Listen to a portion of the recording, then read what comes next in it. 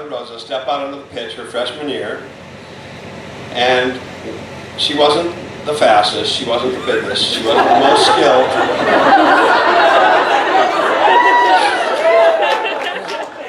But she was fearless. And in 4 years, she worked her way to the Nationals, and I watched her play in Buffalo against Stanford in northern Iowa. And it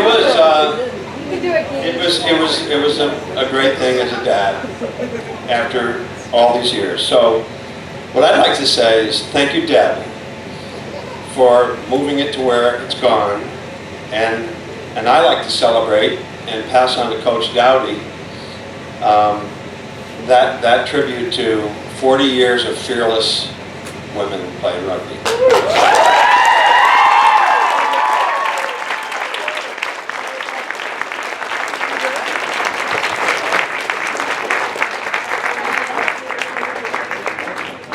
Say a couple words about the self-coaching years that took place between Guy and Deb. We were a very motley crew. We sort of did what we could, and any guys who were on crutches when they were playing rugby, we brought them over and they coached us. Whoever was on crutches, they were our coaches. And in the immortal words of Phil Odens, they were probably more interested in the DW than the RC.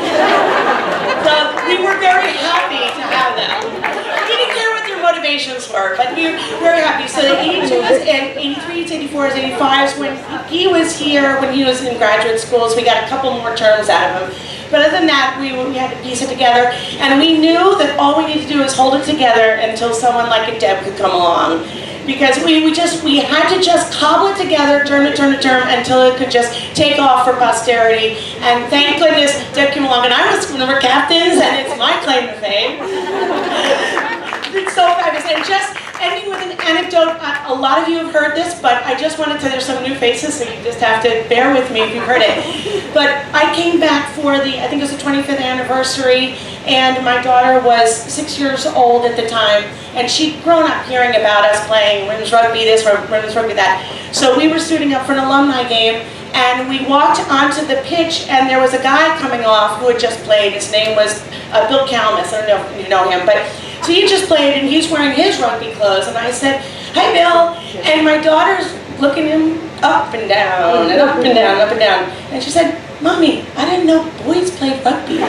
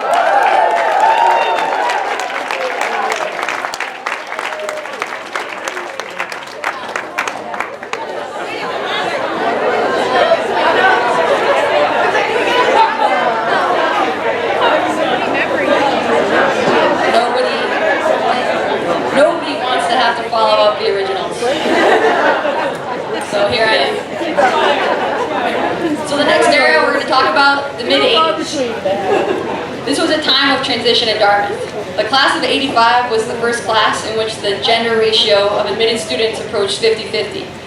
More women on campus meant more resources were needed, from housing to athletic teams to classes geared towards women's academic interests, from additional sororities to a movement to change the alma mater. In 1986, it was still men of Dartmouth.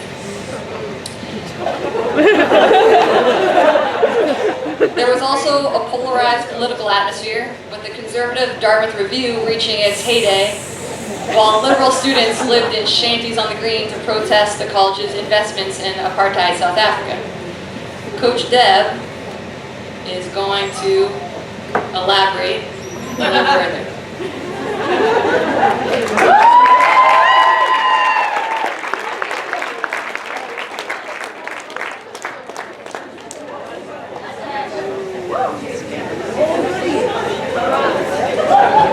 So I decided to let them give you the historical perspective, and I would just fill you in on what it was like to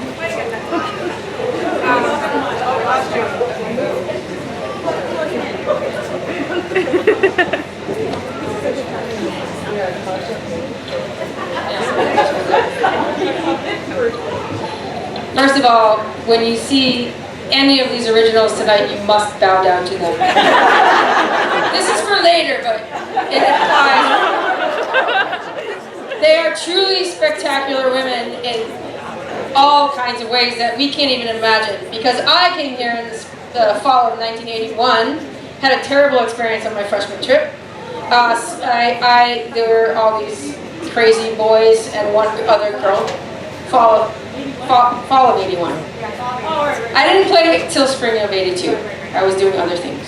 I was fouling out on the basketball court. And somebody said I should play rugby. That's true. So I did. So back to this, because we need to stay on our time frame. Freshman, I didn't. So when we got to Moosilauke, I had a bad experience on my trip. I was really into canoeing, and we didn't canoe as much as I wanted to. And the guys were all really loud, and I couldn't see any wildlife. So I slept on the other side of the island. And they also, I wore my hair in braids, and they called me Squaw. And the only other guy that I liked, they called him Mr. Boy Scout, because he could tie knots. So that was, you know, it wasn't a lot better than when the originals were here, but as Kirsten pointed out, it was approaching 50-50, which kind of created its own problems, because people started getting mad. Why didn't my son get into Dartmouth? You know, because he had great grades, that sort of stuff. So it was a little bit rough, but nowhere near the things that they went through. So we got to Moosilauke, and they started teaching us the alma mater, and they said, "May Dartmouth give a rock," and I said, "Are you kidding me?" And I looked to the girl next to me and I was like, "Are you gonna sing that? Because it doesn't apply to us." And she's like, "Oh yeah, it's fine." I was like, I went home. My mom's here. Mom, can you stand up? Everybody who knows my mom. Yes, this is the person who birthed me. Believe it or not, I don't know how she did it. You should see the other children in my family. They're much bigger than me. But I said, I went home to my mother and I said, "I cannot go to that school. I don't want to go there. It's ridiculously sexist, and they're really loud and obnoxious, and you can't see any wildlife." And I went here to see the wildlife. So, and you know, the outing club uses orange paint all the time. So my mom said, "You have to go there. It's the only school you apply to." So I came, and it was rough for me. So that's enough of me. So I just wanted to tell you what it was like. Some of my classmates are here tonight. Kathy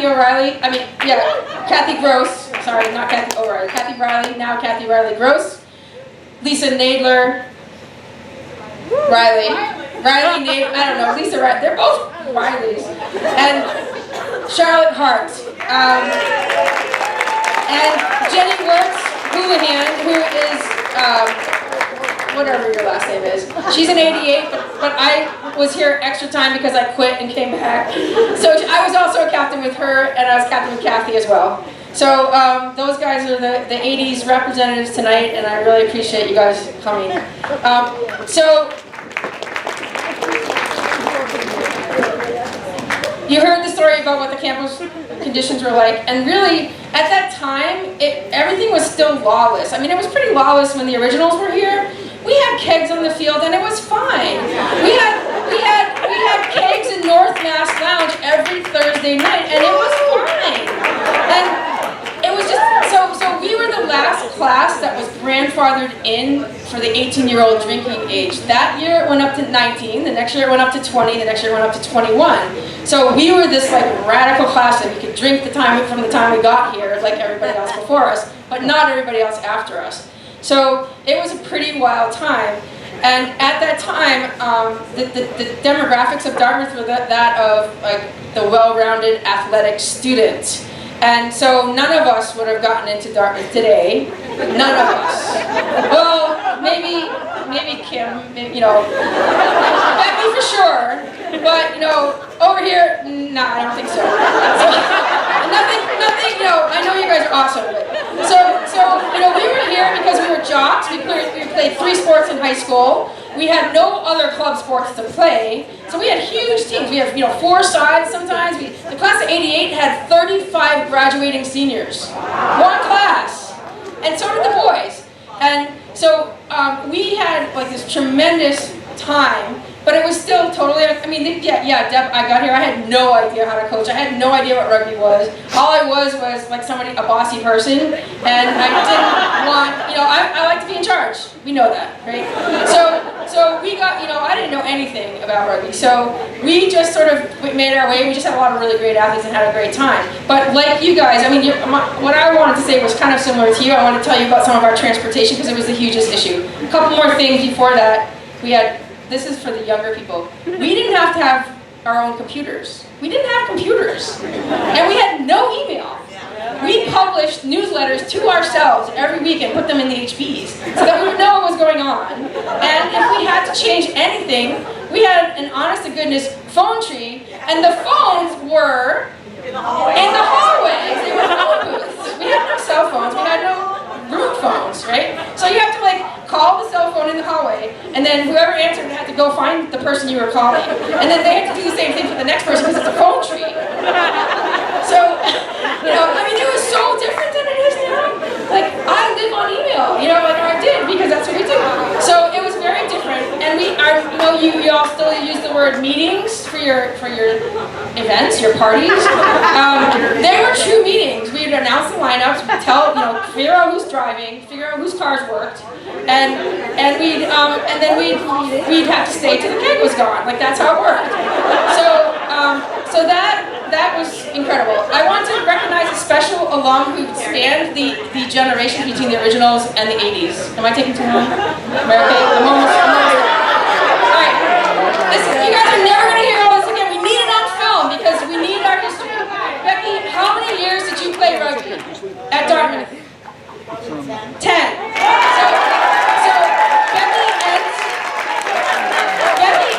is an incredible athlete. She's also a great hockey player. She's an engineer, has had the same job since she graduated, pretty much, and lives in Enfield and is like the most amazing sort of steady Eddie person. And she played rugby for the originals, then she played rugby for the early 80s, and then the late 80s. And I played rugby with her for years. And I just wanted to recognize her because while I might have the longest coaching tenure,